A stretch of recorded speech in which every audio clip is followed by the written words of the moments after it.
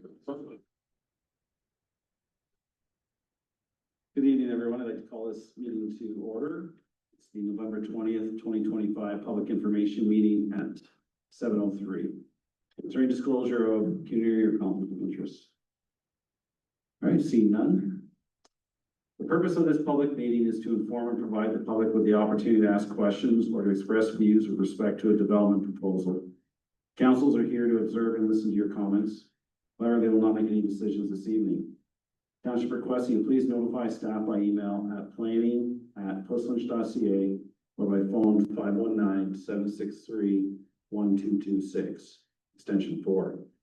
If you wish to be on a record and would like to be notified of future hearings and decisions regarding this application. Please note, the meeting is video and audio recorded and all electronic meetings are uploaded to the municipality's YouTube page.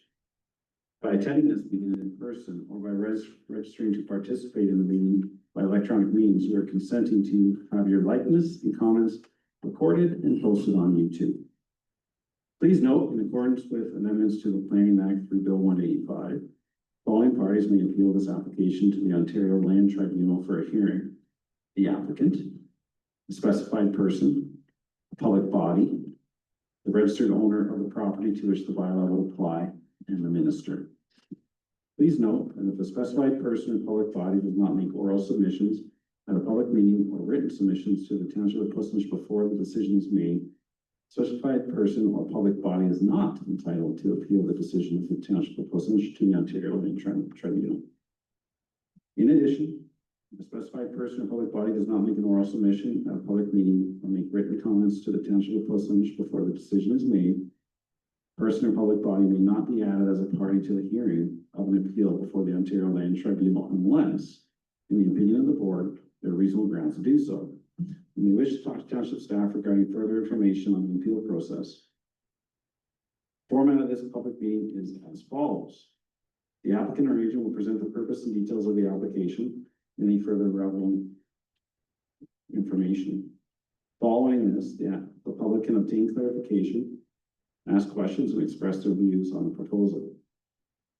Members of the public are permitted 10 minutes each to speak and ask questions and express their views. This time limit is imposed to provide each member of the public an opportunity to speak. Council will then have an opportunity to ask any clarification questions.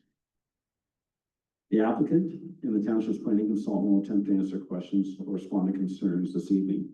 If this is not possible, the applicant and or staff will follow up and obtain this information. Responses will be provided when this matter is brought forward and evaluated by council at a later date. This public meeting involves an application by DAS Inc. Zoning bylaw application D14 DAA, property location municipally known as 7456 McLean Road and 197 Brock Road South, Township of Puslinch. Purpose and effect of the proposed zoning bylaw amendment is to amend the Township of Puslinch new comprehensive zoning bylaw 23/2018 as amended to rezone the lands from a special provision industrial IND SB 54 zone and holding industrial IND H5 zone to a site-specific highway commercial zone. I'll now ask the applicant if they want to present.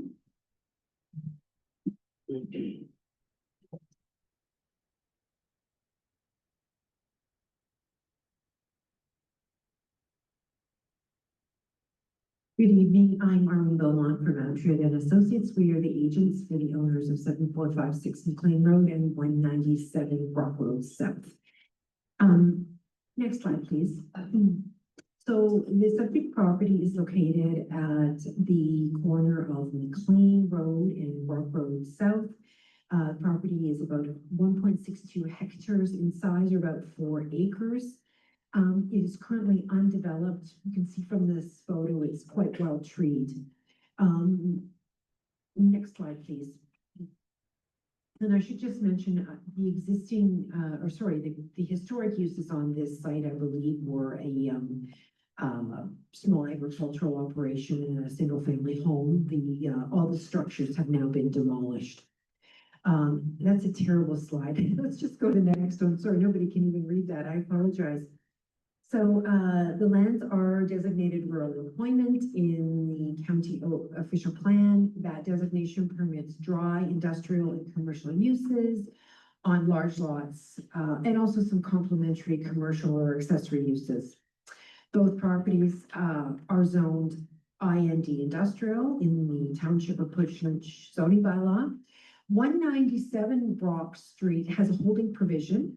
That holding provision requires site plan approval before the H is lifted. 746 McLean Road has a special provision which permits a truck repair shop as an additional permitted use. In addition, there are some alternate parking standards under SP 54 for multi-tenanted buildings. They don't really apply to this particular application. So next slide, please. We have a proposed site plan for a gas bar, or sorry, two gas bars actually, one for trucks and one for passenger motor vehicles. The truck gas bar is on the left side of this plan. The gas bar for passenger motor vehicles is on the right side. In approximately the middle, there is a building. Part of the building will be used as a convenience store. The other part would be a convenience drive-through type fast food restaurant. There are 8 truck parking spaces, 37 passenger vehicle parking spaces, including 3 handicapped accessible spaces, as well as 4 EV parking spaces. Access at the north east corner of the site, there is an access off of Brock Road that is intended to be a right-in, right-out only access.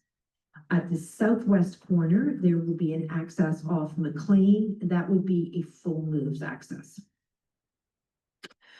Services will be provided privately, private water, private sewer. Next slide, please.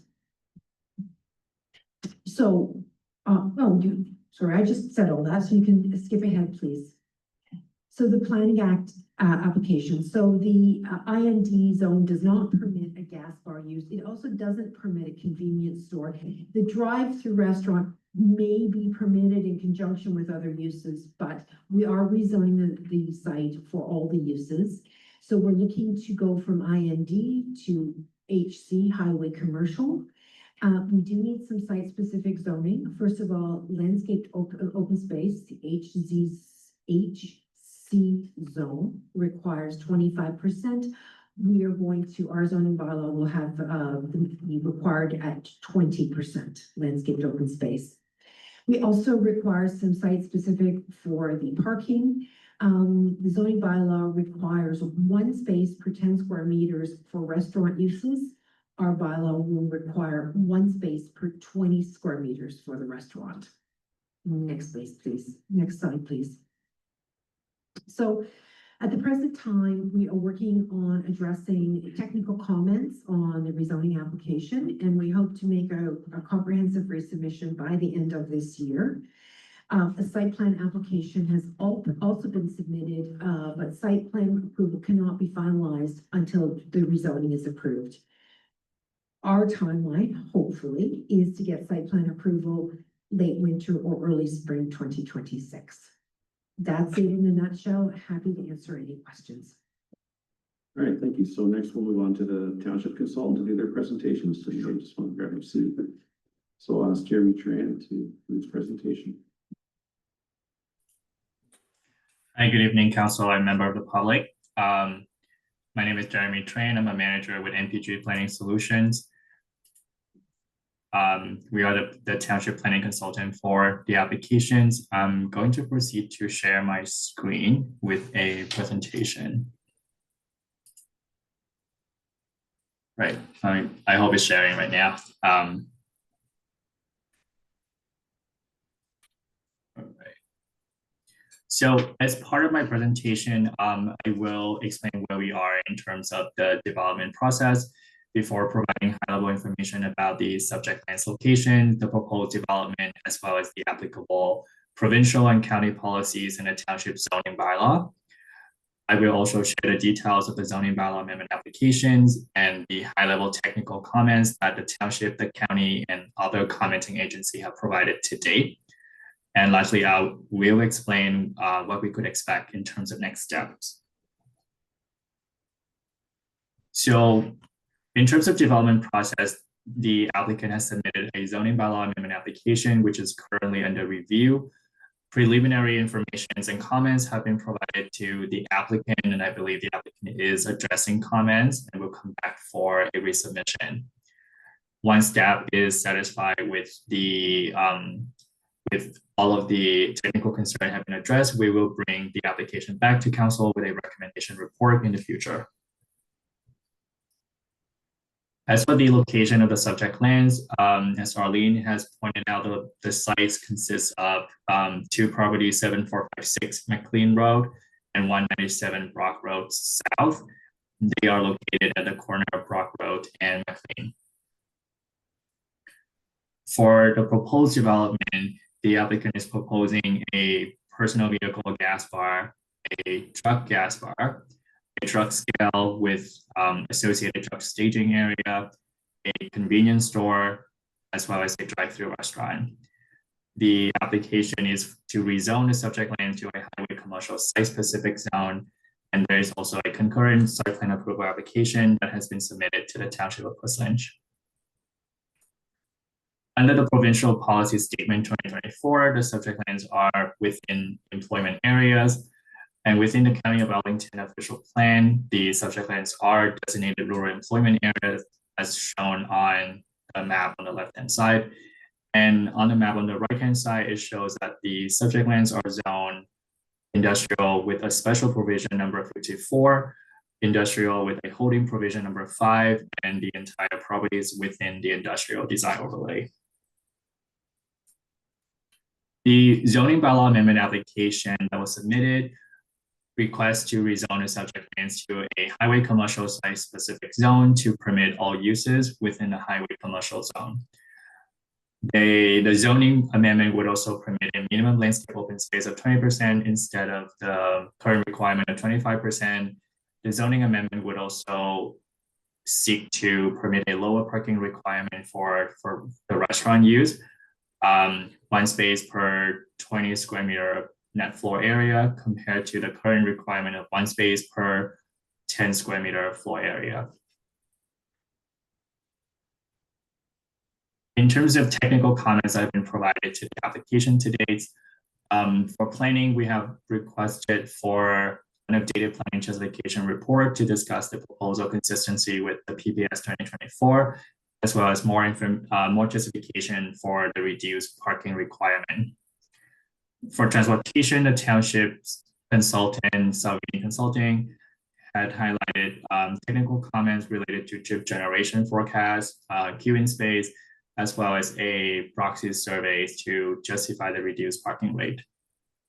The County of Wellington has indicated that the race center median on Brock Road need to be extended in order to permit the proposed access onto this regional road.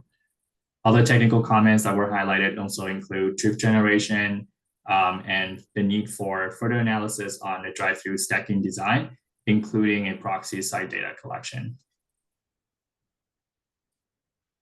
For engineering and hydrogeology, the township engineering GAI consultants highlighted that the proposed discharge of stormwater onto the neighboring property would require written permission from the property owner.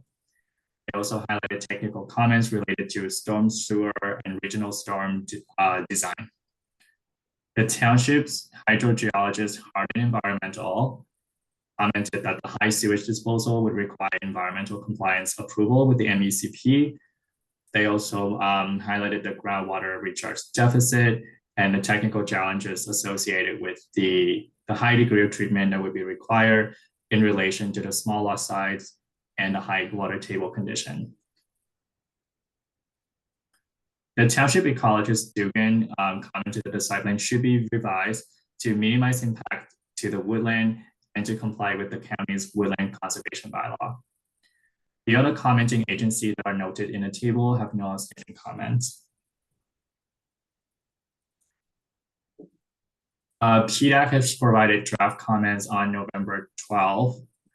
The comments include that the driveway width to be reviewed to address any traffic movement or interference at the north entrance and exit onto Brock Road. That any road upgrades, including widening of McLean Road, be addressed through the zoning bylaw amendment application. That the applicant addresses any reduction in parking requirement to the satisfaction of the township. PDAC has concern regarding the water imbalance, and that council should consider that the water balance may need to be lessened with the use of a lit low impact development. In terms of next step, the application is under review. Comments have been provided to the applicant. They are in the process of making revision and addressing comments, and will come back for a resubmission. And as I mentioned, once staff is satisfied that all of the technical issues have been addressed, we will bring the application back with a recommendation report to council. I've come to the end of my presentation. I'm happy to respond to any questions. Thank you. Thank you, Jeremy. We'll now ask if there's any attendees in person that have questions or comments in regards to this application. Ms. Brotherson, you want to check online, please? So if there are any attendees online who'd like to speak to this application, if you can please use the raise your hand function, you'll see it at the bottom of your screen on Zoom.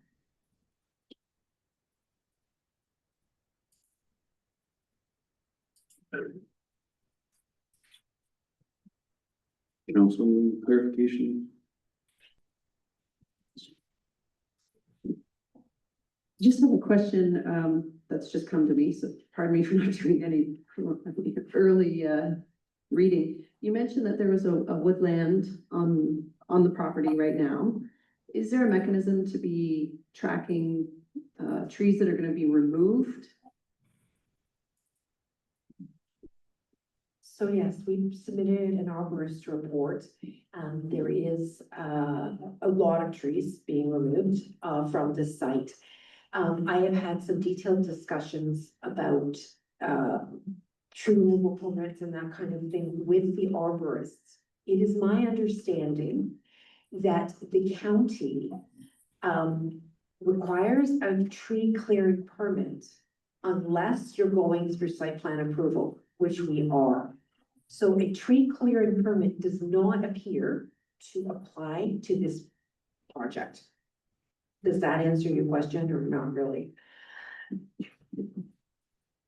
Well, I guess we would see it in the site plan then, which I can look up. Yeah.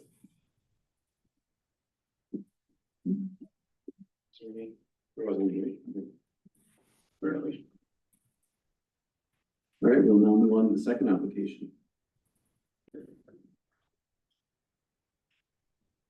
Very well, this public meeting involves an application by 2374868 Ontario Inc. Zoning bylaw application B14 ONT property location municipally known as 6678 Wellington Road 34.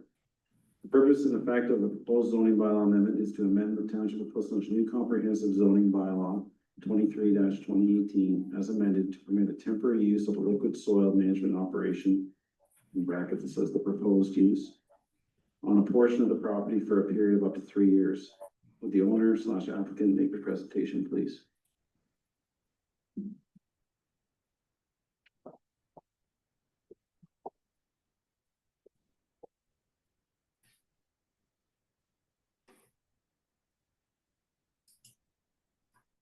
Good evening, Mayor, members of council, and residents. My name is Valerie Schmidt. I am a senior planner at GSP Group.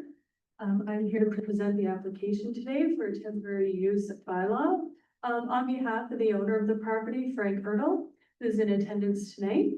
Also here is our project team with experts from HGV, including Fred Taylor and Dan Pudvett. So I'm just going to do a brief overview of the application, and then obviously happy to answer any questions that the members of council and residents may have.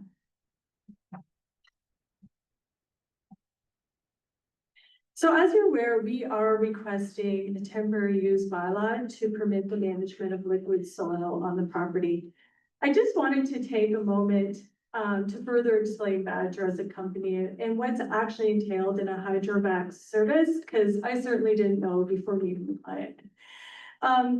So hydrovac trucks are used for non-destructive excavation and used in everyday projects in our communities and in our neighborhoods, often by local utilities, municipalities, and local residents.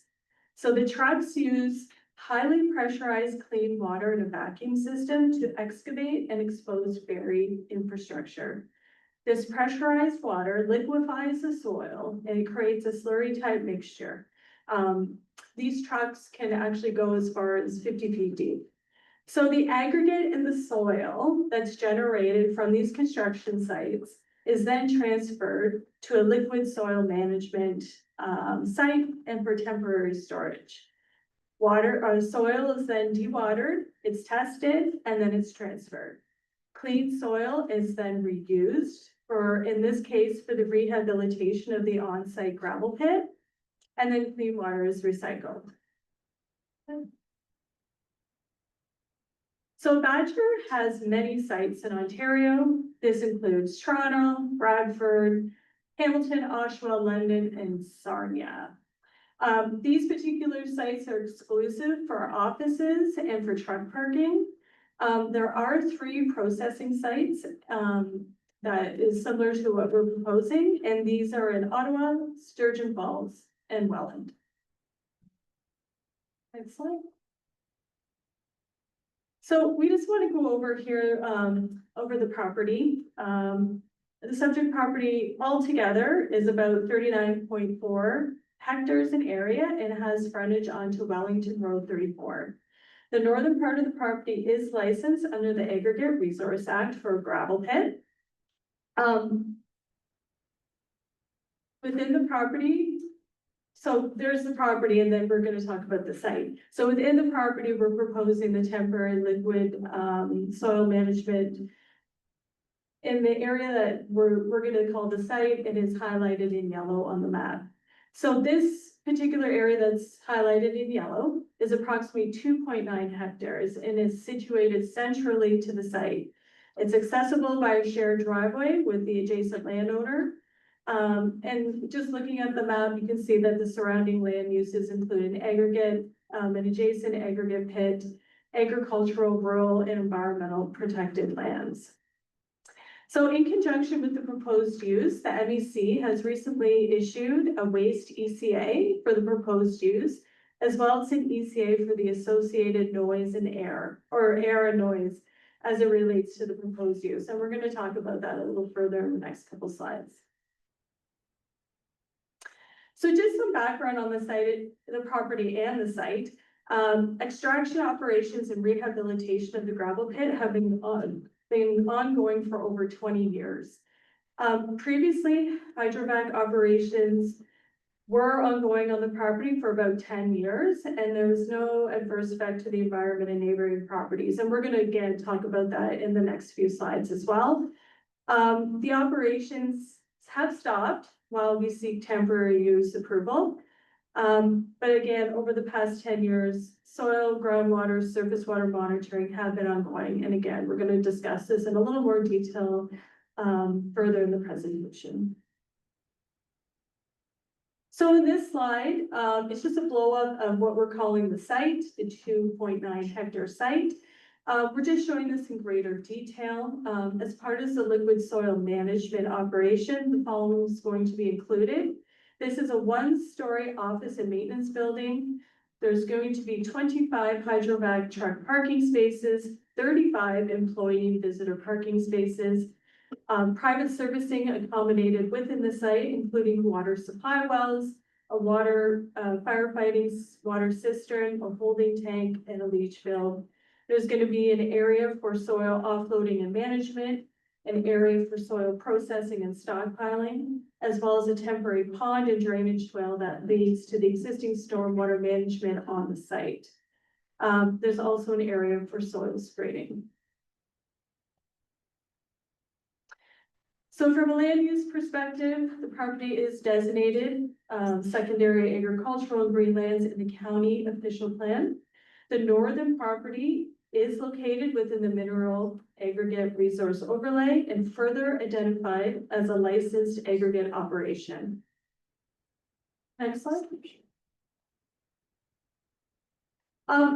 The property is also located within the Paris and Gulf Marine Policy Area. Policy in the county official plan requires that large-scale development needs to demonstrate that ground and the surface water will be maintained. Whether or not this use is considered a large-scale development, the hydrogeological assessment prepared for the site has demonstrated this protection and maintenance of ground and surface water. And again, we will discuss this in further detail. So the property currently has dual zoning on the site. The northern property is zoned extractive industrial with special provision 63. The southern part is zoned agricultural. The site that we're talking about, the 2.9 hectares, is contained within the area zoned extractive industrial. However, liquid soil management is not listed as permitted use in the current zoning. So under the County of Dufferin official plan, ancillary uses are permitted under the mineral aggregate overlay.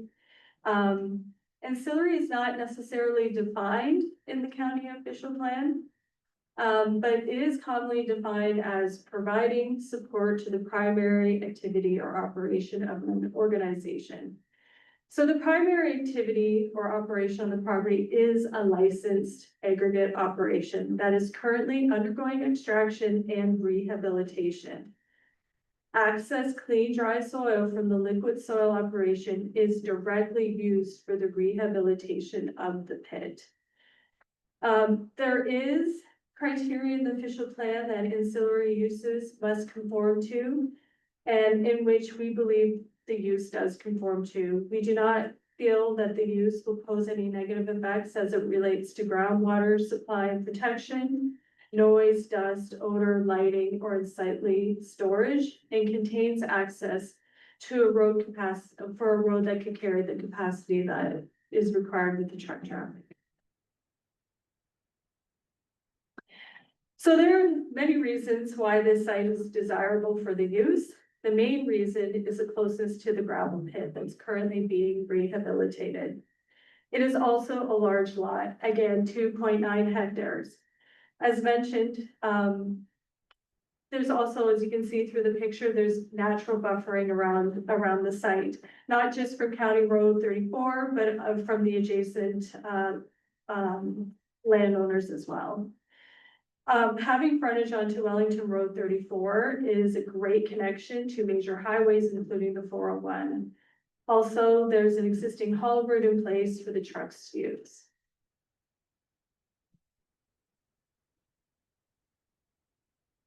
So on October 10, 2024, the NDCP issued a waste ECA for the processing of excess soil, including liquid soil.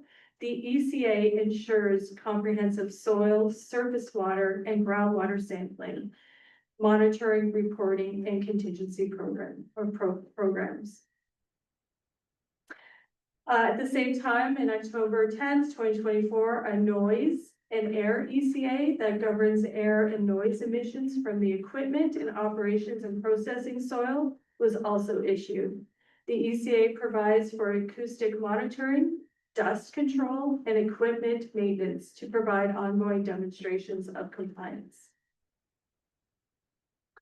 So as part of this application, we completed numerous studies and reports that included a site servicing report, stormwater management report, design and operations report, environmental impact assessment, hydrogeological impact assessment, acoustic assessment, emission summary, dispersion modeling report, traffic operations assessment, and probably a few more after that.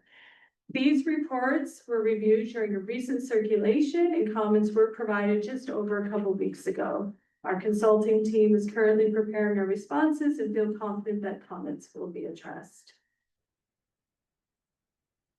So at this point, I'm just going to hand this over to Fred to go over the testing and recording. Thanks, Valerie.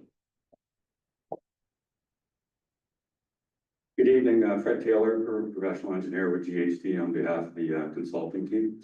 So I'm gonna go over the soil testing and reporting and water testing, and then Dan's gonna talk about groundwater at the site to complete the picture about the application and all the work that we've done to support it. So the soil has to meet table one. Table one is basically samples from Ontario that are typical ranges for actual non-contaminated sites, true background. So my front yard, my background, the local school, the local park, I mean, that would be typical background, non-contaminated. So it's basically non-contaminated soil. It's not hazardous, it's not any way contaminated, it's very, very low levels that are acceptable for many property uses across the province. And that's the criteria that's used to accept the soil for rehabilitation from this operation. The water, on the other hand, meets potable water conditions, so it's drinkable. And we'll talk about what the results have showed for the water conditions. And potable water, table two, is protective, is typical of background as well. It's also protective of human health and the environment. That's what the standards are based. Next slide. So testing is done by a third-party independent Canadian Association for Laboratory Accredited Laboratory. Very well known, and it's completely independent from Badger and from the consultants doing the work on the site. However, us consultants are third party as well. We review and report the data. We're all professional engineers, licensed geologists, and scientists. This is what we do every day, all day at multiple sites. The MECP-ECA specifies the frequency and number of samples required. It's very consistent with current excess soil regulations across the province that many different sites comply with. And it also says some additional requirements that the MECP has put in for this site. And it's really industry practice across the entire province today. Next slide.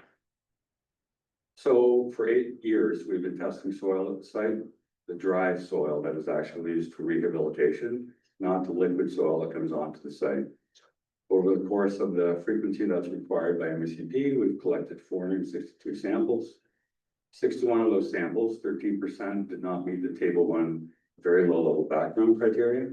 That soil was immediately loaded up and taken off-site to an off-site disposal site. That's the way the site is operated. The pond water, the surface water on the site, we sampled weekly. We have 257 samples. All the samples have met potable water standards over the course of the last 8 years. Next slide, please. So there's Val talked about all the studies that we've done, but in the ECA, if you look at the ECAs that have been issued for waste and air and noise and the ARA license, there's a whole bunch of additional requirements that are required for this site. So it's very extensive and it's very detailed.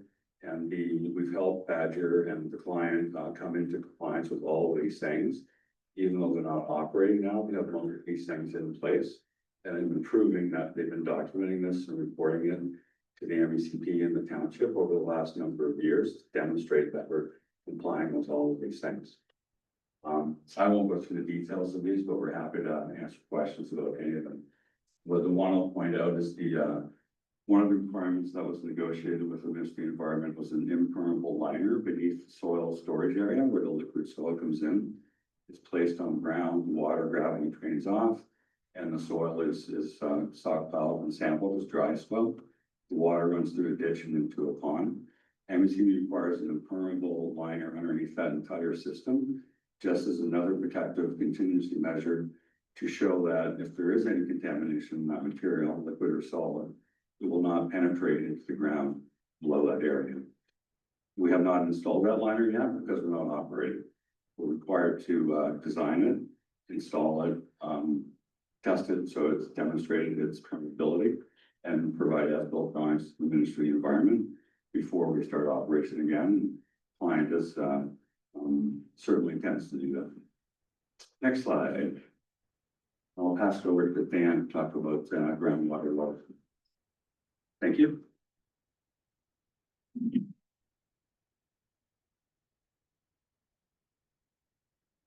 Thank you so much, Fred Val and council. My name is Dan Hudafat. I'm a professional geoscientist with limitations to hydrogeology and statistical methodologies.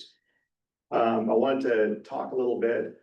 Fred gave a high level overview of some of the protections. I wanted to give a little bit more specific details about some of those conditions of the ECA that provide some protections to the groundwater flows and stuff.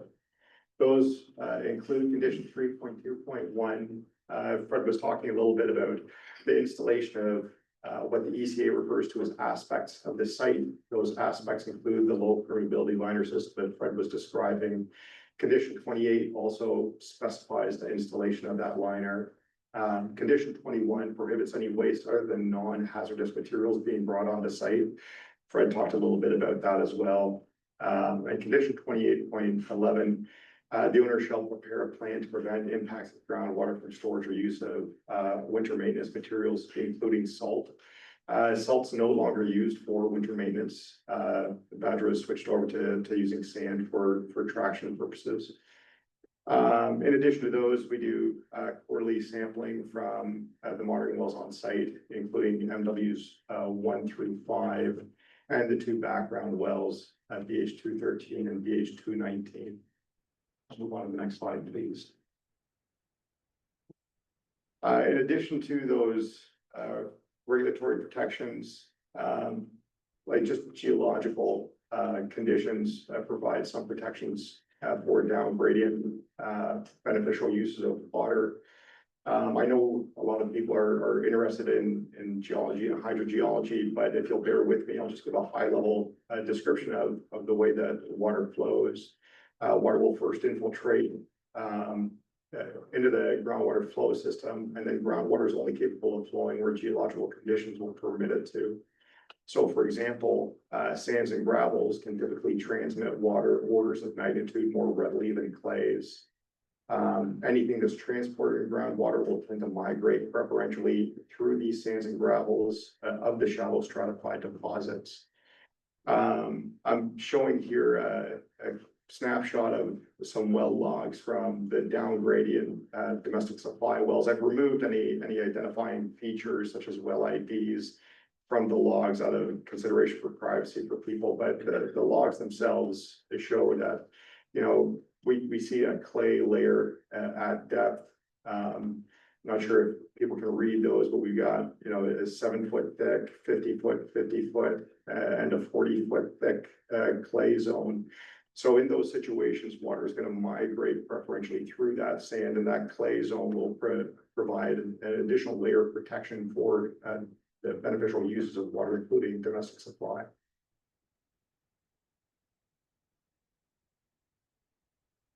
I want to talk a little bit about some of the thought process that went into selection of the monitoring well selection program. So for example, MW320, that last 2 numbers, those refer to the date, or sorry, the year that those wells were installed. So MW3 was installed in 2020. It's immediately beside the swale and the infiltrating water. Now that's an unfortunate satellite imagery on the bottom, because it shows MW3 out in the middle of the field, where in reality it's right beside the swale. And in the photograph taken last year, it shows that a little bit better. But MW3, you know, it's the best estimate of what the water quality changes associated with the operations will be. BH 219 and 213, those are background wells. Fred was describing the importance of having something background. You know, if we identify anything, environmental conditions are incredibly variable by nature. And so we want to be able to measure conditions that are in the background so that we can distinguish that from any potential change that may have been affected by the operations. And then we've got MWs 4 and 5. Those are intended to measure a water quality long before water migrates off site. We move on, please. Thank you. Water near the site, it travels on average 12 meters per year in those shallow stratified deposits above those local clays. As water moves from the operation area, it passes by MW20, so it's measuring water quality as it leaves the operational area. And then water passing MW120, it'll take about 20 years to reach MW423. And water passing MW423 or MW5 will take about 17 years to reach any areas that are overlying any supply wells. All that's to say that in the unlikely event that anything is detected in response to the operations, will be detected and providing enough time for any mitigation. We go on to the next slide, please. And then lastly, for my part, like to briefly summarize, the water quality assessments. Fred's talked about this a little bit, but, water quality and quantity impacts, those were evaluated, in a hydrogeological impact assessment report. One of the ways that the MECP controls water quality of projects across the province is by requiring, proponents to evaluate impacts. And so that's what we do. We look at the conditions, we look at the operations, and then we identify any potential impacts, and we advise our clients, here's strategies and ways to mitigate and manage those impacts. So we did that in 2020. The HIA, the Hydrogeological Impact Assessment, we updated that in 2024 as new data was coming in, and we had installed those new down gradient wells. And then we also proposed a proposed trigger response plan. That's a proposed trigger response plan because as we're collecting data, we're building out that trigger response. But in the meantime, that trigger response plan provides a set of strategies to manage in the event, again, the unlikely event that anything is identified. All these were submitted to MECP and it's supported in support of the ECA application. Like Fred was describing, surface water is being sampled on an ongoing basis since 2017, and we've seen no water quality exceedances.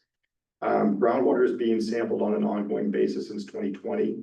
There's been no exceedances of potable water criteria, except a few minor anomalies. And I describe them as anomalies because we were able to go out and reconfirm that those exceedances weren't actually present.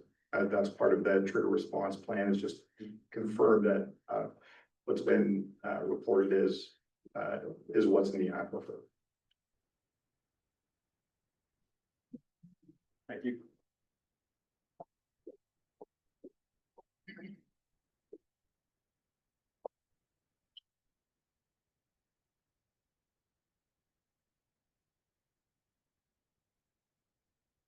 Okay, so as part of a bunch of the technical studies that we had to do, just want to briefly touch on the traffic.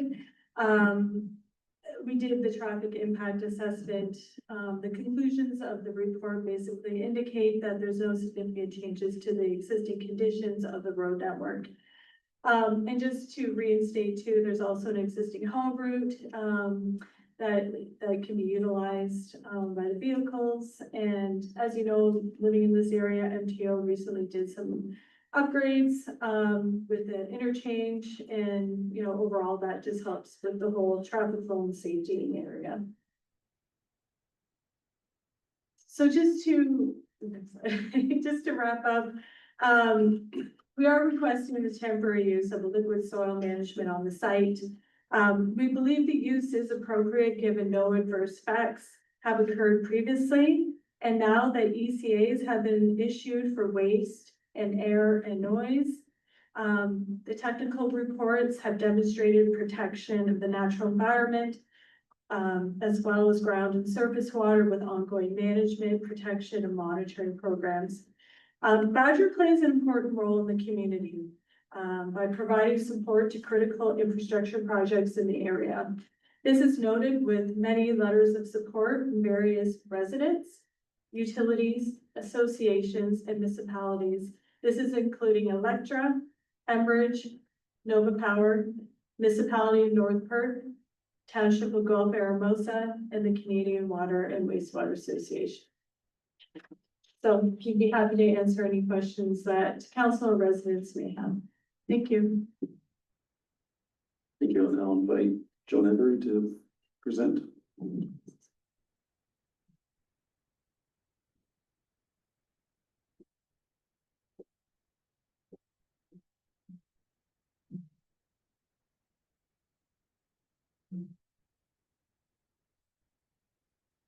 Good evening, good evening. It is good. All right.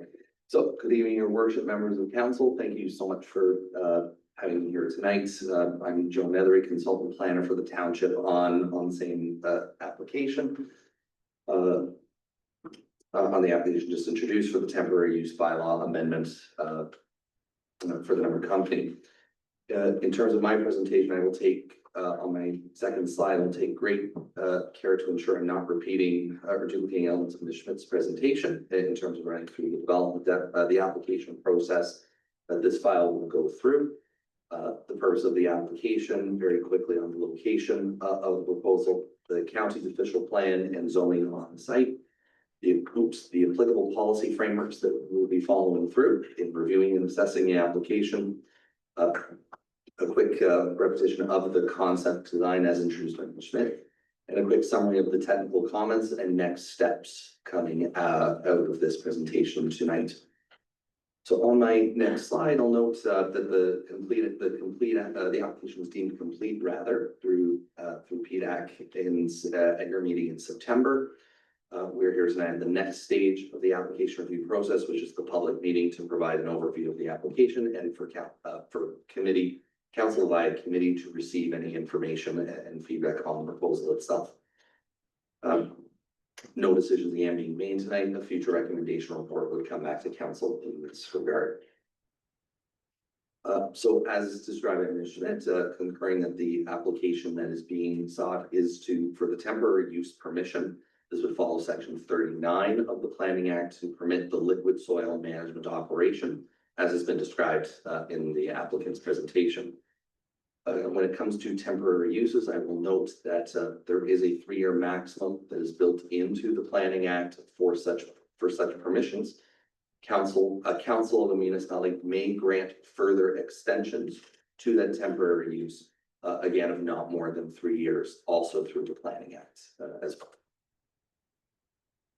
So on the next slide, again, not so very quickly, on the 40-hectare parcel itself, the applicant is looking for approximately 3 hectares of the site to be the home for the liquid soil operation.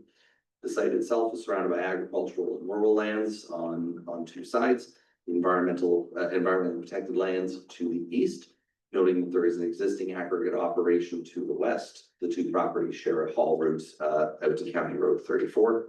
The subject lands themselves are currently subject to an Aggregate Resources Act license. So winking a nod on the next slide to the first presentation, my turn for the squinty slide. On the left, the orangey brown on the left side corresponds to the county's official plan designation.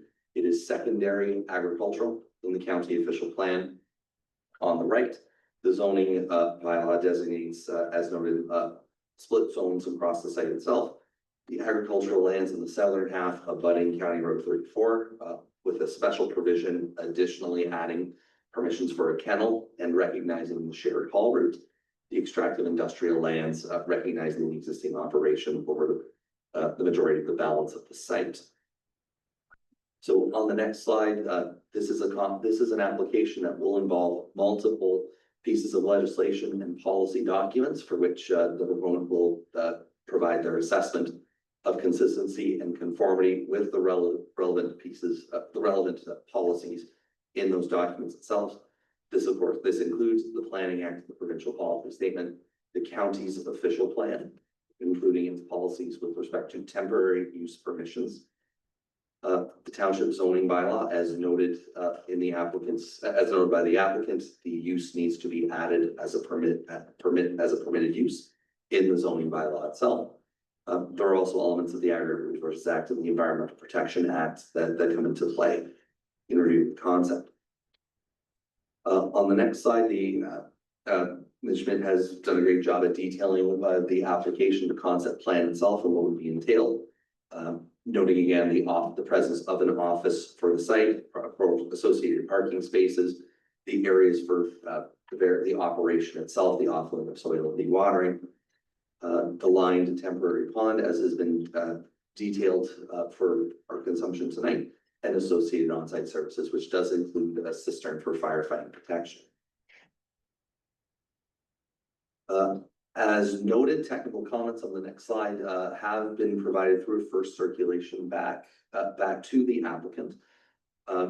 Our engineers, and noting I have a number of my colleagues here to my right on stage left, have requested some updates to the reports and the information that has been submitted with the application, primarily to ensure that the data is current and relevant up to present date and best available information. And that those recommendations have been appropriately integrated across all of the reports to ensure that the conclusions in the assessment are applicable across all aspects.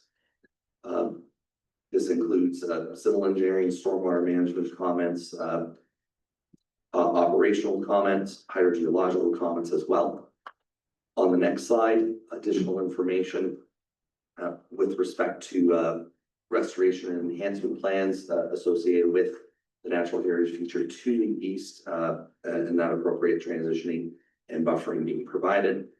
Clarifications requested and additional monitoring with respect to worst case operating conditions for the noise with the facility. Wellington County Source Water Protection Team is looking for some additional information as well, noting the site's presence within a wellhead protection area, category D. And on the land use planning side, the County of Wellington providing a comment that evaluation with those temporary use policies in section 13 of the county official plan being provided. And as your consulting planner noting that in my opinion, there are some areas of the county's official plan that require additional assessment as a part of an updated plan justification report as well. I will note the comments on the next slide from PDAC at its September meeting that the committee has recommended through council, and I will read this slide, that the applicant demonstrate that imported soils are suitable and safe, to provide regular test results as required through the approved ECAs, and to fully address hydrogeological and planning concerns. The committee has also asked council to consider whether the proposed operation is appropriate for the site. I will additionally note as one of the approval conditions in the ECA itself, condition 8, does note that the ECAs do require compliance with with any other requirements, and that does include township zoning amongst other items. So then on the next steps slide, the application as noted remains currently under review. As of about 4 p.m. this afternoon, according to my inbox, we're up to 18 written submissions received so far. In terms of grossly oversimplifying the content of those, there are 14 of those appear to be in support of the proposal. 4 of them are against the proposal. As you know, as council knows, those submissions can be received at any time throughout this process. What will be happening from here, as Mr. Schmidt has indicated, I'm happy to hear that updated information is being prepared to come in for a second submission back to the township. That information will be reviewed and we will continue the conversations with that applicant as would be expected on any planning application itself. However that technical review goes and if additional circulations are required, it would be my intent to be bringing forward a future recommendation report to council at the natural conclusion of that work. That concludes my presentation. I'm happy to answer any questions we have. Thank you, Joe. We'll now transition to questions or comments from members, attendants here tonight. You just need to state your name and address for the record, please. And you can just make your way up to the podium.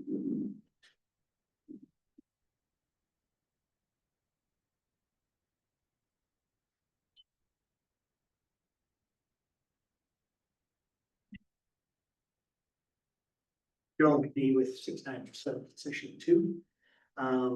Council, obviously, your peer reviewers seem to have done a quality job with reviewing the expert aspects of this application.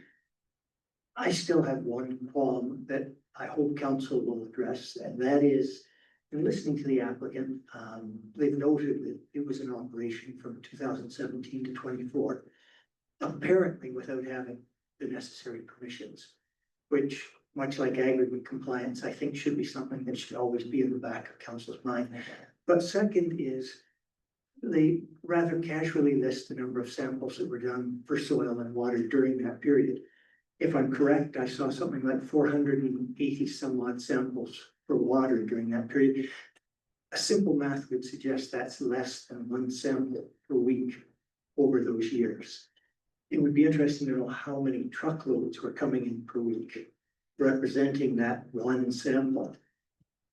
If we look at water, only 200 and some odd samples were done, which is, barely one a month kind of thing, or barely one every 2 weeks.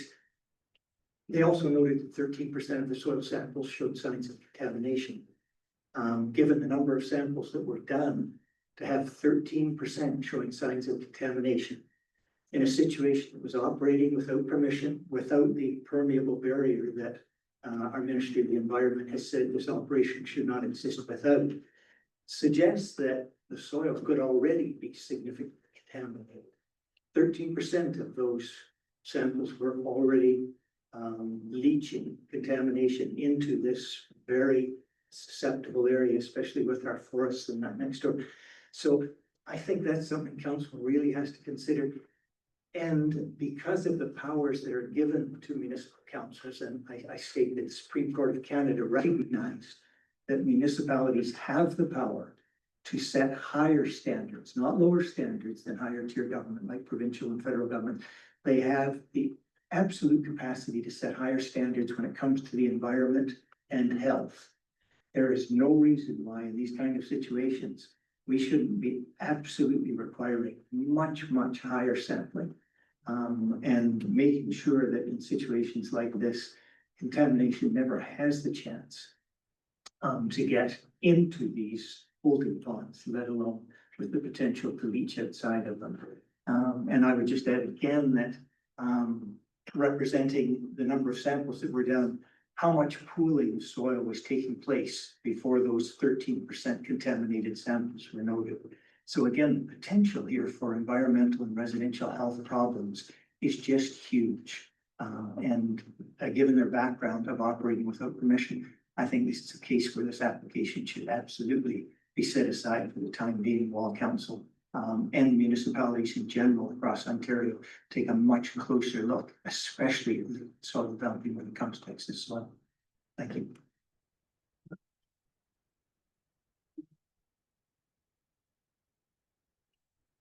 My name is Barb Hagee. I live at 6688 Wellington, County Road 34.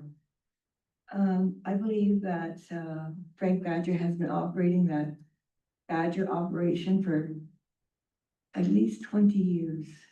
Him and Joe started that Badger operation. Nobody knew they were there. The trucks kept coming in. They kept filling in one spot on that farm that they owned. There was also horses on the farm at that time. The business, I don't know what licenses they had to get at that time, but I don't believe they got any. And the Badger trucks just kept coming and going and coming and going. The gravel pit, I must admit, kept the area on the 34 where the roadway went in very clean, and it was well maintained. But I can't say the same for what it is now. It's not clean, it's very dusty, and the noise in the background is always audible. It might fit the standards of noise control, but the beeping of the trucks, the grinding,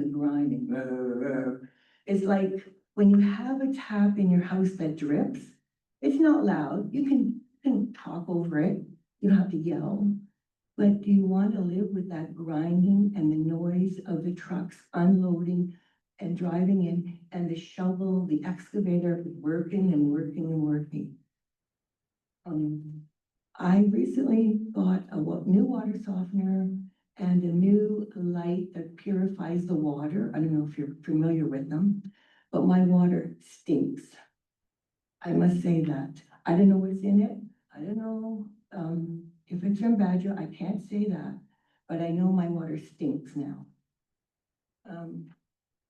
I just want to ask council that they vote against this proposition of the Badger getting its rezoning. Thank you very much.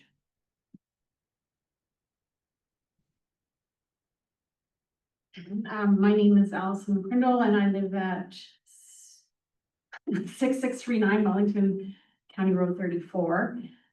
Some of the questions that I had have been commented on, but I'm gonna try not to talk about those things, but I may repeat some things that have been addressed already, and I apologize for that. The GSP consultants have stated, quote, hydrovac operations are a critical infrastructure service, unquote. I agree. And the question of how to dispose of the waste from these operations seems to be a widespread issue. There's good reason for this, as the locations chosen need to be carefully considered for a multitude of reasons. At this particular location, the potential for profound negative impacts due to soil and water contamination is of great concern. There is a risk that neighboring wells could be contaminated, and it is close to provincially significant wetlands and environmentally sensitive areas. It is not an industrial location. GSP's consultants make the point that, quote, as environmental awareness grows, so does the need for advanced liquid waste management or treatment. With approved ECAs, there are extensive and comprehensive environmental and other measures in place that will ensure protection of the natural environment. I do not agree with the second sentence. I do not believe that the holders of ECAs are being held accountable to the terms and conditions of the agreements. One of the things was talked about that the liner, for instance, is supposed to be, the ministry issued the environmental compliance approval in October of 2024. And one of those condition number 28 relates to the construction of and maintenance of liners, and that those drawings be submitted to the ministry, the MECP. I spoke with Lynette Armour, the ministry senior environmental officer, and as of today or the other day, that hasn't been done. That was addressed by Fred Taylor. However, the ECA says it needs to be done within 4 months.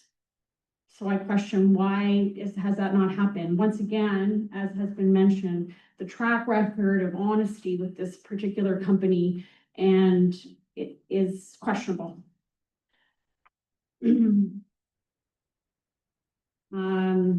I also asked her about condition 43 of the ECA, which requires that daily logs be maintained at the site.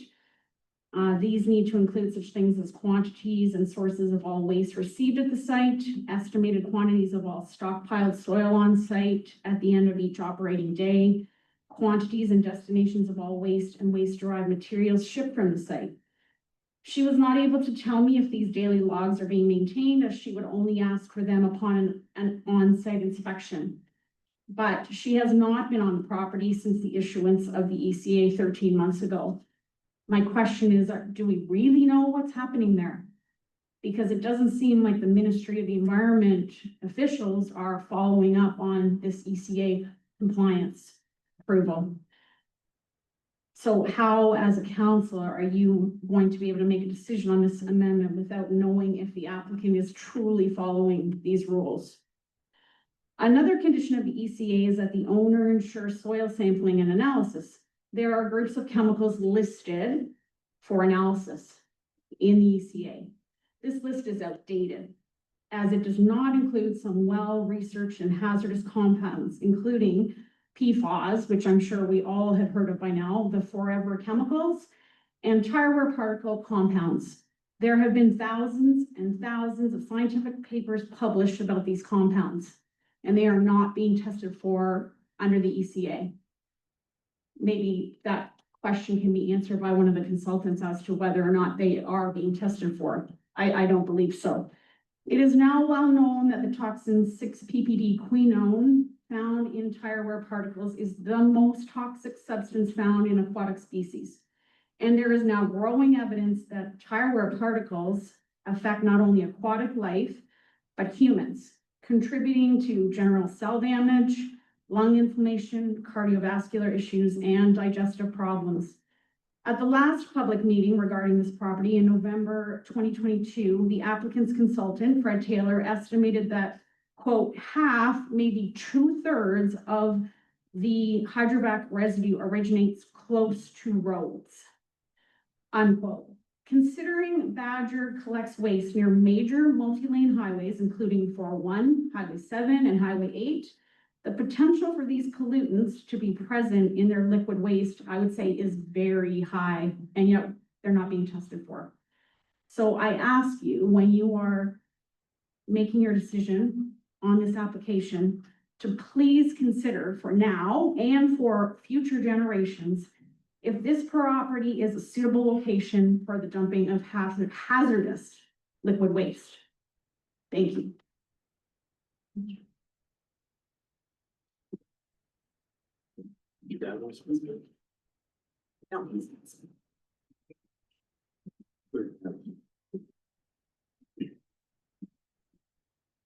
Just remember to state your name and address, please. I want to be on the record saying I oppose this. Can you state your name and address, please? Pardon me, Name and address, please. Kathy White, Wellington Road 35. Full address. I do plan to write a letter with attachments as well. A couple of things came up tonight. This just jumped into my hands before I came here. Back in 2007, Capital Paving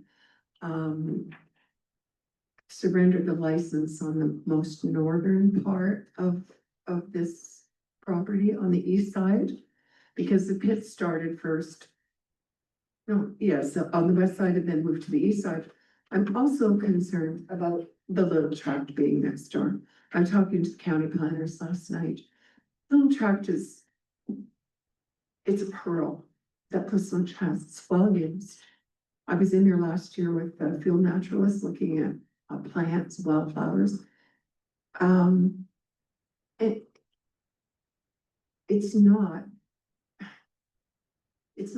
It should not have, we talked about neighboring uses last night as well at that meeting. I don't think that an industrial use fits. It's not a neighbor to the little tract. It should not be. In this 2000, going back again to the Capital Paving amendment, they asked for zoning bylaw amendment, but the planning committee also recommended that the zoning include identification of the subject land as a rehabilitated aggregate area. So my assumption there was that, they're close to the ground one, there was only like 1.5 meters above him. So the concern was that this land may be susceptible to groundwater contamination should it become a candidate site for the application of biosolids through the MOE permit process. I think Councillor Balmer would remember that really well. At that time, we were dealing more with sewage being spread on Puslin farm fields. Injected, first air sprayed on and then injected later on. So there was a concern back there, and that's biosolids. Now we have importation of soil, liquid soil from all over the province. I mean, maybe not in this area, but it's possible. So I looked up what Badger daylighting does, what they advertise on their website: sewer services, disaster response, debris removal, a flushing and cleaning of sewers. There's something about pits, cleaning pits. These are industrial, some of them industrial uses. What happens to that other than the smell test? If we smell something, I heard that at the township meeting last week, if we smell something, we'll stop. And smell test doesn't tell me if there's chemicals in that soil, maybe petroleum, that's oils, those sorts of things.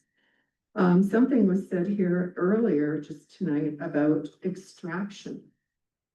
This is an aggregate licensed pit. I don't think there's any extraction happening on that side of the sold part of the transferred part of the license. Is it extraction or is it a place to dump their waste cheaply as well? Because it doesn't have to go to a processing facility, which, and there are processing facilities in industrial areas. where they separate the soils and the water. Soils go into barrels, they're tested, they're not just put on the ground to leach into the groundwater. I'm really concerned about the number of years that this went on. We suspected something. Google Earth showed me a link at the top, but the Badger trucks came and went.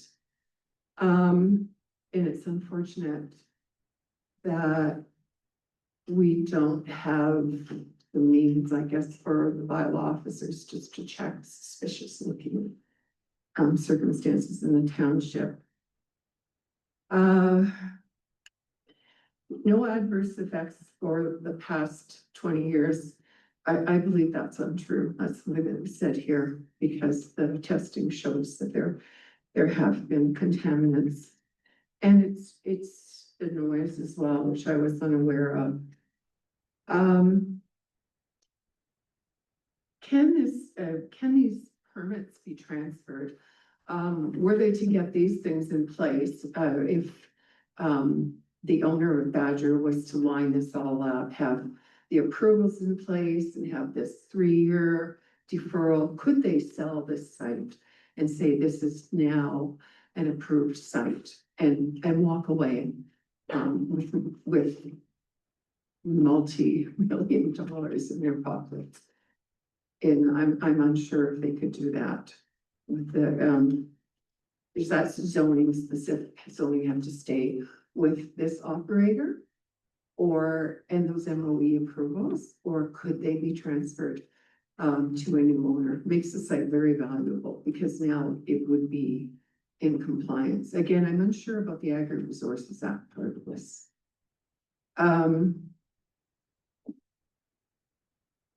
Expediation to be returned. Oh, yes, this is going back to the Agri-Resources Act. At the time, there was an agreement, a memorandum of understanding for that part of the pit, capital paving pit 5. There's an expectation, again, from the community that the end is the end. And capital paving, for some reason, has walked away from this. They certainly seem to have been a part of it, allowing this use to happen on their licensed site for years.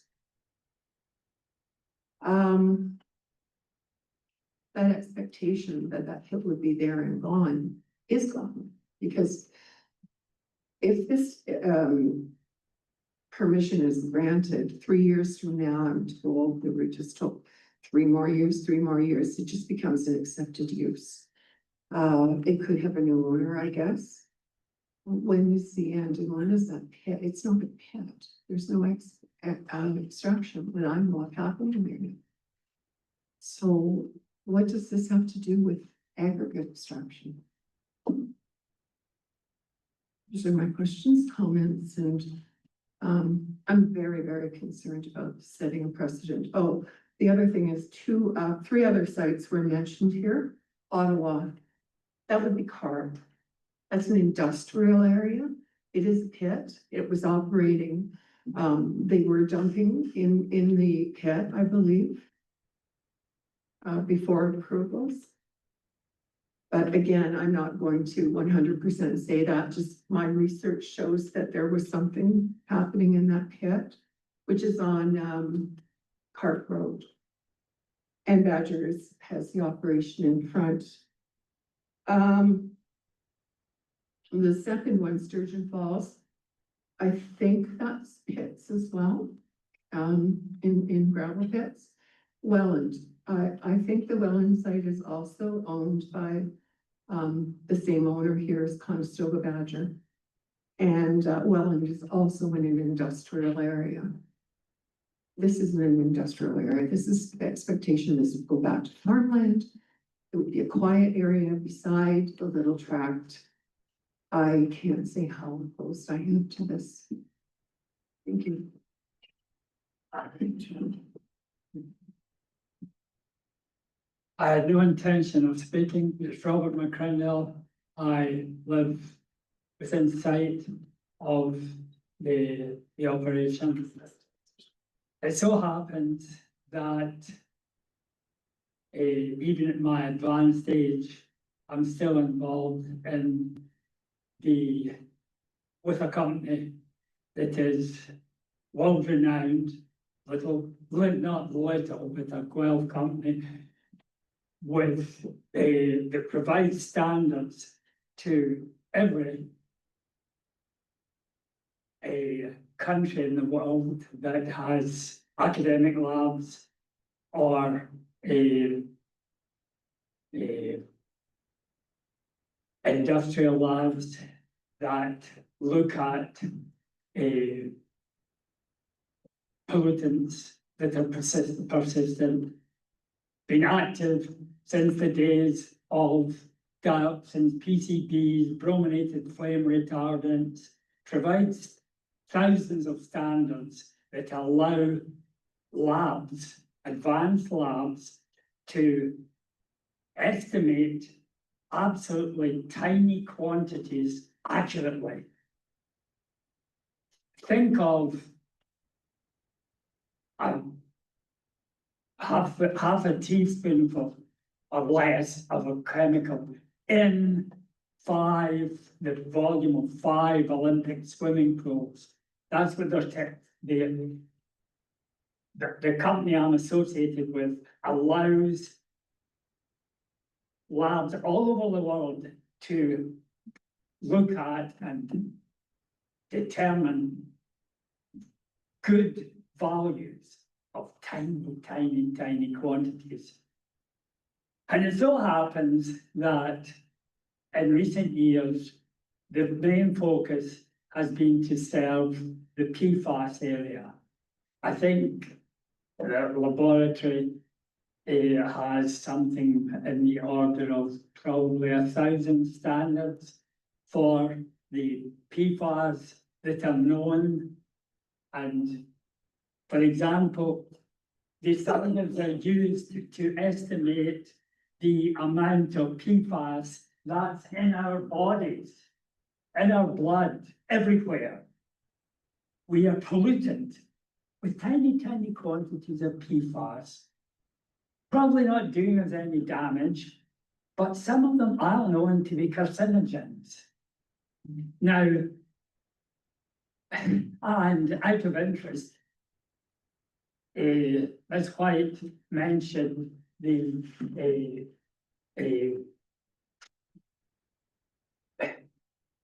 use of sewage sludge for fertilizers. You may have seen the headlines about a month ago that over 70 million acres of farmland in the States is now contaminated with PFAS because of using sewage sludge as fertilizers. But PFAS aren't the latest things. The latest things that's worrying is what was mentioned by, I hate to admit it, my daughter, the tire particles and the compounds that leach from the tire wear particles. The most noxious of which are the biphenylene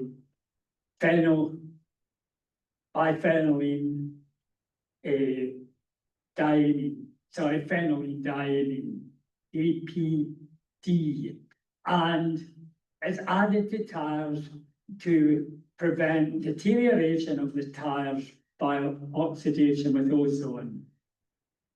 And it works. And it produces the result, the quinone by oxidation. And it is absolutely murderous to particularly salmon. And about 20 odd years ago, there was, I didn't intend to speak, I'm sorry, about 20 years ago or 25 years ago, there were massive coho salmon kills on the west coast of North America. And not by determining actually the quantities of the compound that was killing them at the time, because they couldn't measure them. But they did track it back by doing model experiments to these PPDQ contaminations. And it's only within, about 5 years that the research labs have been able to measure the quantities that are actually in waterways, and they're killing fish. And absolutely toxic to fish and somewhat toxic to various other aquatic species. And curiously enough, 3 of the experts in the world in the analysis of these compounds live in Ontario and work for 2 of them for Environment Canada, 1 in Toronto, 1 in Hamilton, and 1 of them who's published pretty extensively on tire wear particles and the PPD quinone, worked for the Ministry of Environment in Toronto. The person's name is Paul Held. And I wonder if the ministry, political brass, have had any discussions with Paul. I've had discussions with him about and again, unlike my daughter, I bow to Badger for providing a very, very, very useful service. And in a way, I don't blame them, because why would they know when the message isn't getting through about tire wear particles? But you can do them, you can find the message for yourself. Look up tire wear particles and health, environmental health, and you'll discover thousands of articles, because it's well known to the scientists, but it's not well known to the public. It hasn't got to the level of the forever chemical shed. So at my age, at 90, in a way I don't give a damn, because I'm not going to be around to be involved in any of these hot spots or suffer from these hot spots that are popping up, I'm sure, all over North America. But I've got great grandkids, 7 of them, and I worry about their future. And I've said enough. Thank you. 9 years old, you have as much time as you like. All right, unless there's further comments from the attendees, I'll ask Ms. Brotherson to query any electronic attendees. If there's anyone online who's interested in providing comments, if you can please use the raise your hand function, you'll just see it at the bottom of your Zoom screen.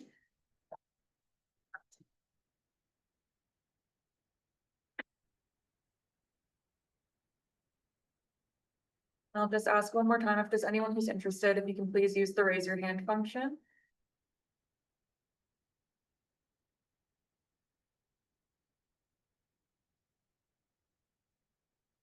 All right, I have some questions. So firstly, the area license was separated for the 2 properties. Are the 2 properties owned by the same owner, or is the one in question for the zoning just the one that is owned by Mr. Ertl? Correct. Okay. Yeah, the license was split between Capital and the Badger Company, Frank's company, last year. And the property in question with the 2.9 hectares for rezoning is entirely within Frank's licensed property area. Nothing to do with Capital anymore. Okay, so the main justification for the zoning application is that it's an accessory use for the rehab of the aggregates. That's correct, what we're hearing? Yes, and the historic operation was done because it was allowed under aggregate license before they came out with the liquid soil prohibition in 2022. And before that, Frank got involved to try and get into compliance, and then the whole excess soil regulations also came into play. And that's why we're here tonight, because we're trying to get the zoning to comply with all three of those classes of regulations now. When the site was one license, was it ever reported on a car report that the lands in question were reported as rehab? You mean with under capital? Correct. As one license prior to the separation, Capital would have submitted car reports for the entire site. Yeah. Were those lands ever reported as rehab? No, and we actually had an M&R inspection today at the site. And we toured the areas that still require rehabilitation and went through every single area on the property with M&R today, actually. Okay, so the current site that's requesting zoning, is there a rehab plan for that site? There's an approved rehab plan for the area license area, yes. Is the rehab plan specific to the new license, or is it just a carbon copy of the original? How did so what's the rehab plan for the new site, the Earl site? The rehab plan includes three elements. Water features, large ponds, which are currently in place. Forested areas, which are predominantly in place already. And a lot of tree planting has been done around the ponds and other areas. They're very clear on the property where those are. And the third element is the remaining part, at least the slope stabilized and filled to the appropriate grades to allow proper drainage and agricultural use. So the statement today is that the lands in question were never rehabbed by Capital. What state were they left in or provided to Mr. Earl? Substantially rehabilitated, but rehabilitation is not complete. Substantially rehabilitated. Correct. Can you define substantially rehabilitated? Is there a delineation of that substantial rehabilitation? Yeah, the back third is essentially under agricultural use. And it needs more topsoil to provide better agricultural growth for the type of crops that should be on that property. The forested areas, the ponds are completely rehabilitated, or 95% rehabilitated. And then the remaining area where this area to be rezoned is where the building and the operation is. That's not rehabilitated yet, obviously. Back up a little bit. The rehabilitation justification only applies to the Erdel site. Is that a fair statement? Well, the area license rehabilitation approved plan requires this site to be rehabilitated in accordance with the approved plan, yes. Is the position of the applicant that this use is required to rehabilitate the Capital Pit operation? It's the most efficient use because the dry soil is tested, and like we said, we have all the protection measures in place. And the dry soil has to be brought into the site somehow. And it just so happens the hydrovac operation provides that dry soil to support the rehabilitation on the property instead of other trucks bringing in fill to do the rehabilitation. What I'm asking for is, does the Capital Pit next door require soil from the Erdel for its rehab? No, there's no relationship there. No relationship. Thank you. So if the justification is that you need soil to rehab, what calculations have you done for how much material is needed to meet that rehab? We haven't really done that because the license still allows extraction of 50,000 tons per year. So if extraction happens in the future, then more rehabilitation would be required.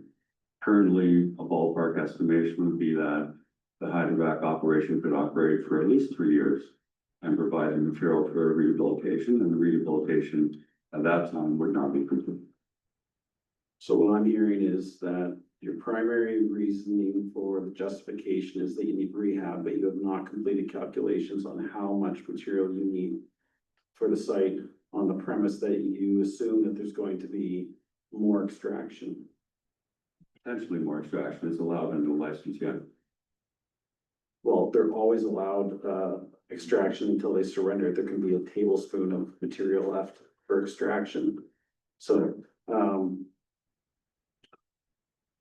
the operation, I assume, works 5 to 6 days a week. Is it a 7 day a week operation?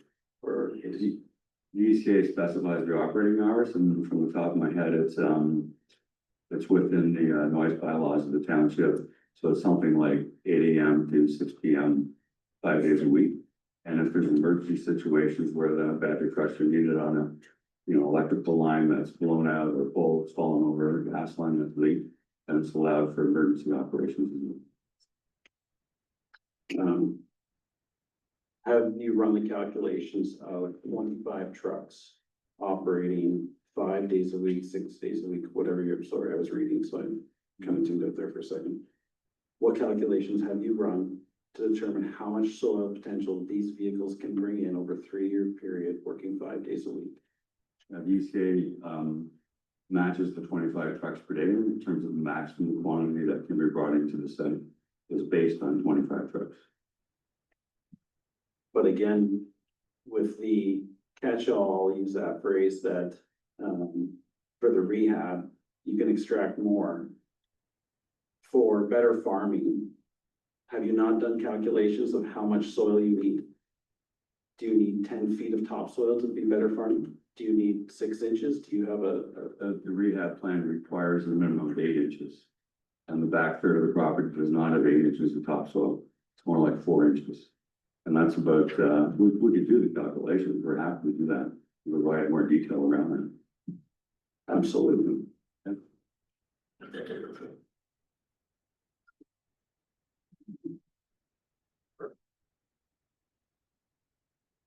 You indicate, let's ask first. The other Badger sites on the slide that you provided, are you an owner of those sites? No, both, I'll ask, Frank, I'll ask you to come up to the microphone so people can hear and people on line, please. I'm the owner of the Welland site, which has got an ECA license, yes. The other 2 sites are not. We've had that discussion. I thought it's somewhat of a franchise type operator. Badger is a franchise type situation or not? Yeah. Okay, so the other sites you own, are they located in industrial or are they located in? The site down in Welland is, it's in a rural area. The zoning on it is, industrial. Industrial zoning. The, site up in Ottawa is in an extractive pit. And then the site up in Sturgeon Falls, I'm not sure exactly what the zoning is up there, but it's similar in nature. Okay, thank you. I believe that's all I have for right now. Council, do you have any clarification questions? Let me just check my notes here quickly. Barb, go ahead. I was just wondering, I know they wash the trucks there at the Badger site. I just wonder how much water they use for washing those trucks down all the time. I see them, how much water they use per day. And I thought that Badger ran 7 days a week, 24 hours a day. I think that's in their advertisement that they're available. I'll let the applicant answer, but it sounds as though they can respond to emergencies with us. It's, if you call and you need a vacuum truck, they'll attend on basically any time of day. Mr.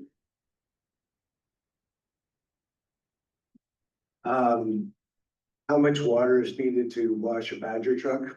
How much water is needed to wash your car when you take it to a car wash? We wash off the tires when we drive in out of the mud and, so 30 gallons, maybe 25 gallons to wash a car or a truck would be my best guess. I don't have an estimate on how much. No, it depends on how much mud's on the truck, right? So that's my best guess. And as far as our hours of operation, we're there. It's my property and I'm there. Usually I'm there 7 days a week. We're not operating, but I'm at the farm typically 7 days a week, for an hour or 2 hours or whatever I'm there, but we're not operational 7 days a week. We don't have, anyone on site Saturdays and Sundays, unless it is, an emergency. I just want to go back to the rehab and the soils, so. If we're following the area rehab, the plan, the area rehab plan will indicate an end use. What is that end use? Well, the end use, when the rehab is complete, the license will be rescinded or surrendered, and the license would no longer be in effect. And I think Val can answer to confirm, but it'd be secondary agricultural, that's the zoning right now. For the land use.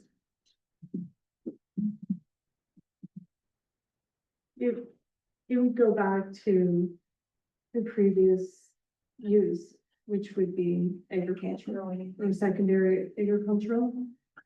Right, so farmland, Sure. cropland. Yeah. So in order to go back to cropland, if you're going to import soils, would it not require table 1 soils? I believe that was described here, right? Yeah, the rehabilitation plan is very clear. Table 1 soils are required, and it's also documented in an ARA policy that defines what table 1 soils are. And it refers to MECP requirements. Right. The ECA that was approved, does it allow table 2 or 2.1 or lower table importation? No, all the soil has to be tested, and then the ARA license kicks in for the use of the soil, which is table 1. And like we said, and somebody noted, 13% of the soil did not meet table 1, so it was immediately collected, placed on a truck, taken off site for disposal somewhere else. What I'm hearing is that, well, what I originally posed the question as, is just the ECA permits table 2 and 2.1, like less than table 1? No, No, so any soils brought in will be tested, and then, then it's gonna bring up the question of cross-contamination and things of that nature and all the testing criteria, but we won't go down that road. So end of the day, this soil importation, any soils placed in the under the rehab guise is going to be table 1. absolutely no question. It's all documented and reported, and all the data is collected. And the third-party lab provides the data, and then professionals review the data, confirm it before Badger removes the soil. Okay. Go ahead, Barry. You have to get up to the microphone. Sorry, so what about the soil that was brought in from the 401, the couple thousand loads of soil? How is that gonna be rehabilitated? It's unrelated to this application. It's on the southern agricultural portion of the property. It's all been extensively tested. The data has been shared with the township, and Frank is in discussion with the township on how to address that soil, but it's unrelated to this application. Thank you. Not used in the gravel pit, clearly.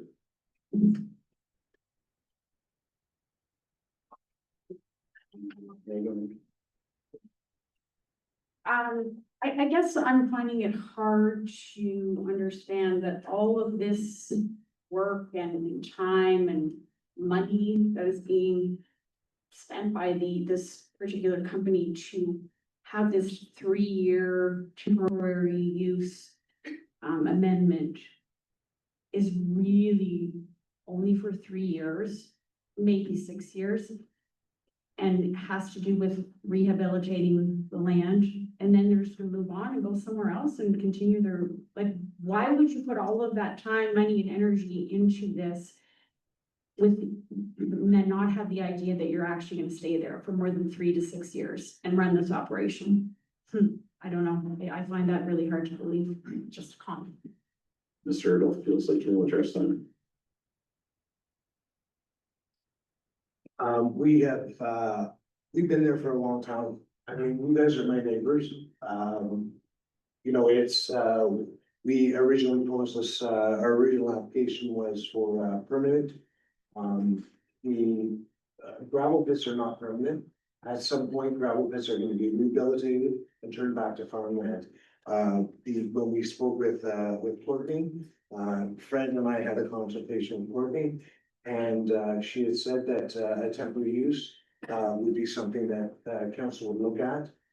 Because it's not permanent. So if we change the zoning to a permanent zoning, we're gonna have to come back here to flip it back over to agricultural. Therefore, temporary use while we're rehabilitating the pit is what we're currently doing.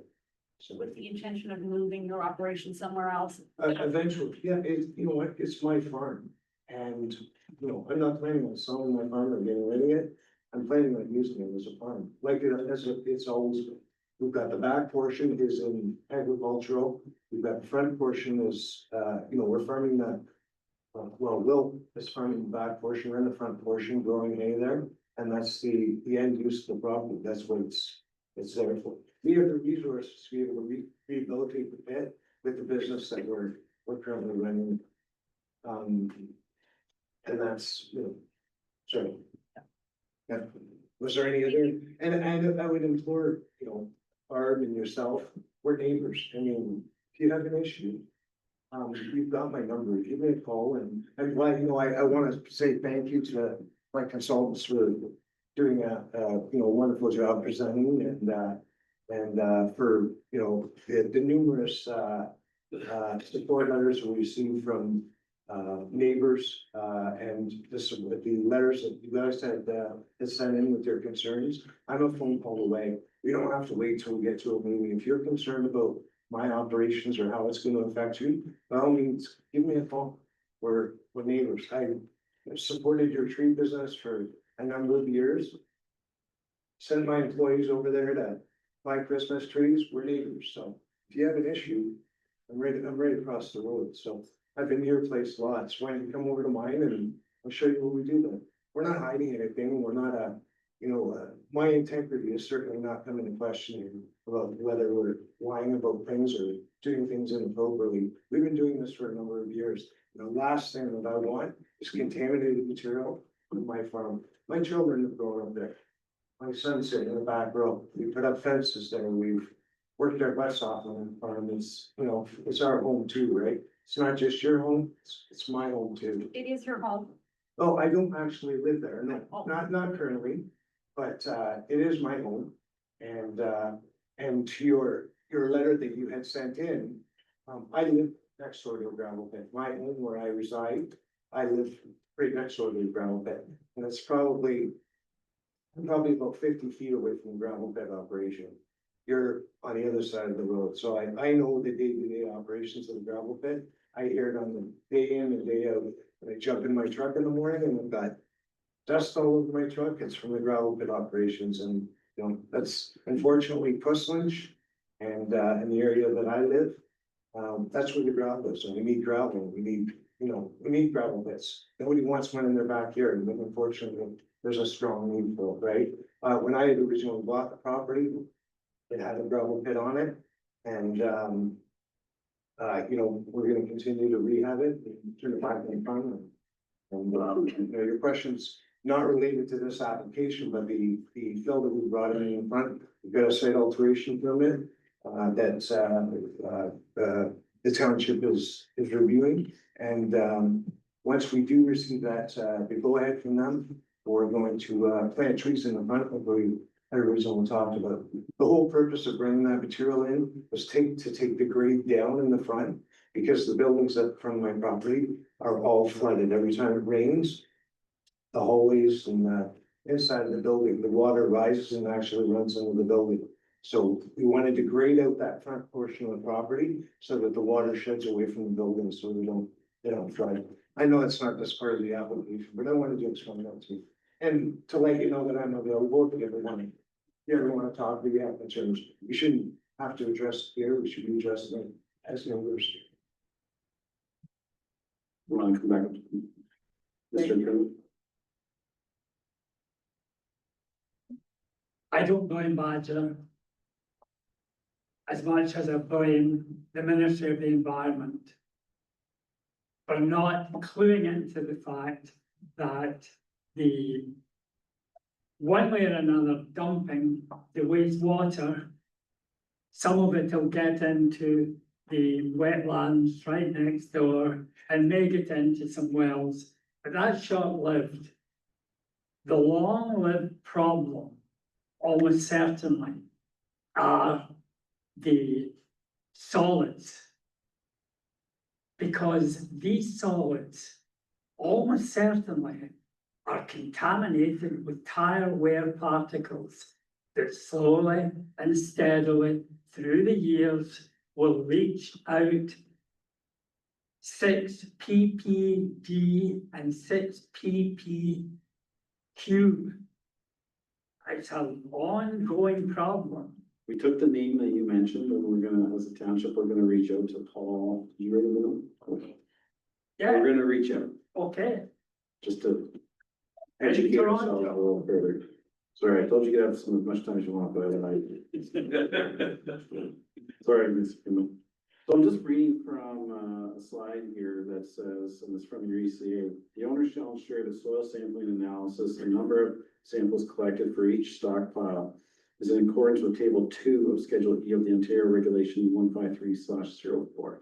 So can you explain to me how your ECA references table 2, yet you're saying that you're going to be only putting table 1? Table 2 is the sampling frequency according to the volume of soil that's collected. So the number of cubic meters of soil, depending on the volume, you need to collect more samples, the higher the volume.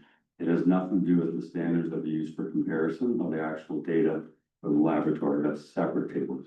Okay, so again, here you're sitting saying that there's gonna be future extraction and you need this soil for rehabbing your future extraction. So if your full justification is rehabbing for future extraction, how much analysis have you done on what gravel resource is still available on the site? About a third of the back area has not been extracted at all, so it's available for extraction based on historical knowledge and Capital's operations next door. And on the northern third of the property where extraction has been done, there is on the order of, probably, and we could calculate it, we could estimate it, we can provide it in response to you. I can't give you a number tonight, but there is certainly material available for extraction.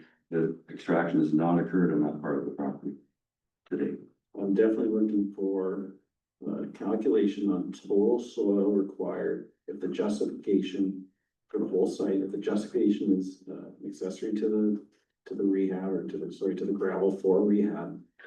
Unless you have solid numbers to me, then it's not, it's not a stop. You mean, I just want to clarify to be clear. So you want to know how much soil is required for rehab versus how much is coming in from the Heidelberg operation to be sure that the amount that's required and is delivered by the Heidelberg operator isn't way above what is required for rehabilitation. Is that what you're saying?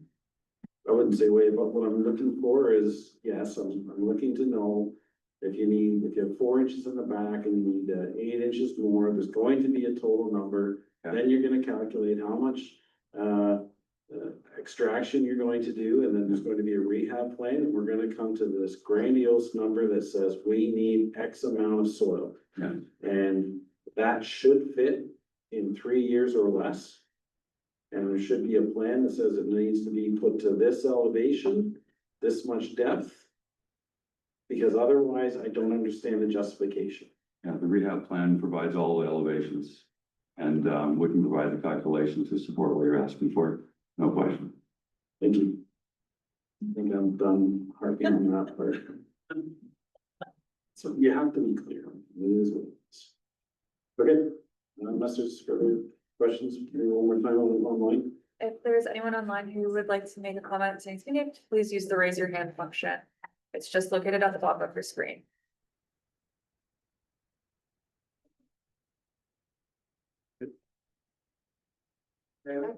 Yes, sir. All right, as long as it's me. Just wondering, Don't start till you get to the microphone, just so it's kind please. in the time that your operation there has been closed down, where would you take the slurry in this interim? Other permitted sites unrelated to Badger. Other permanent sites? Permitted. Permitted Permitted. sites. for instance? I don't know the details. I mean, there's multiple sites. The clear, obvious one is Welland, which is a little farther away. It's a little more expensive, but it's already permanent. A little further away, I drove to Welland a couple of weeks ago, it took me an hour and a half. I'm just saying it's farther Like than, you know, 3 hours round trip to get rid of one. now multiple trucks are allowed in Welland and it's fully permitted. It's one But off. that's ridiculous amount of time. I think Frank would agree. There must be something closer than that you're using than Welland. Kathy, I don't think that's pertinent to us. Well, As long as he's not dumping it on the site and, I'm just wondering if they did something in the meantime. Is that a possibility for them to do in the future? that's It's- the question. Yes, so instead of using this site, if there is something that's being used in the interim that makes sense, then why do this in a field in Puslin?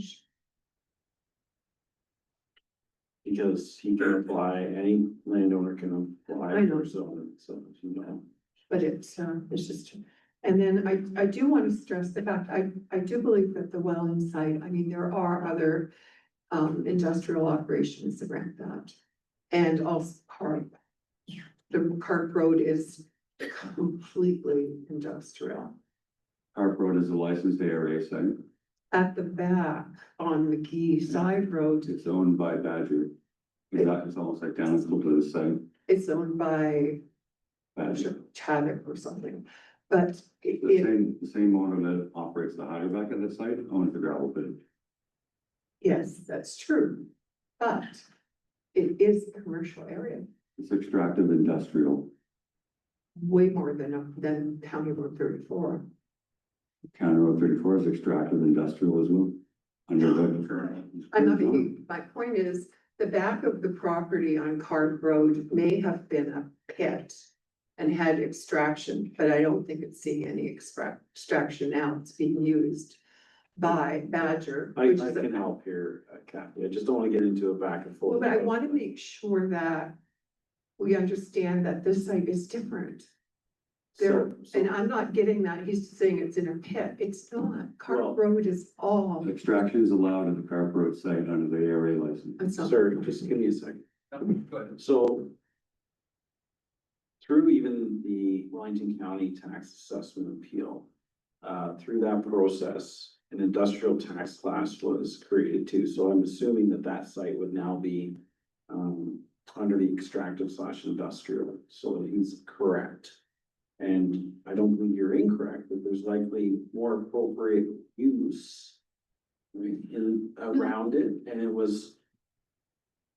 So I feel, you know, these area pits are becoming ideal for industrial uses.